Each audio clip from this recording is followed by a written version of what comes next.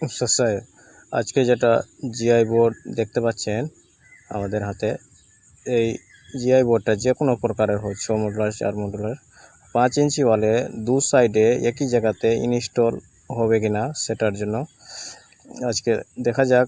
Hammer drill দিয়ে হোক বা আপনার छेनी হাতড়া দিয়ে হোক ভেঙে 5 ইঞ্চি ওয়ালে ইনস্টল দোনো সাইড একই জায়গাতে ইনস্টল করা যায় কিনা আজকে দেখব আমরা, যে কোনো প্রকারের জিআই বোর্ড হোক।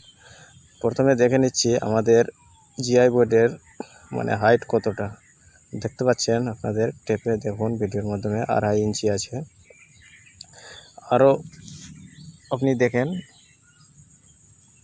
অন্য সাইড দেখাচ্ছি, মানে সব দিকেই এই দিকেও আমার 2.5 ইঞ্চি দেখাচ্ছে, আবার এই দিকেও 2.5 ইঞ্চি দেখাচ্ছে।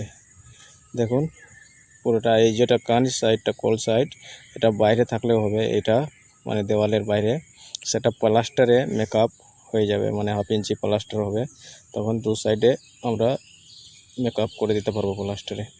চলুন দেখি সাইডে, এই যে দেখতে পাচ্ছেন আপনার 5 ইঞ্চি ওয়ালা আছে এটা, আর একই জায়গাতে একদম একই জায়গাতে অ্যাকুরেট ফিক্সড আছে দুটা জিআই বোর্ড। 18 মডুলার আছে, কিন্তু এটা আপনি যে কোনো প্রকারের বসাতে পারেন, মাপ একই থাকবে। দেখুন একই জায়গাতে আছে এই জিআই বক্স 5 इंची वाले इंस्टॉल আছে সস্তা है।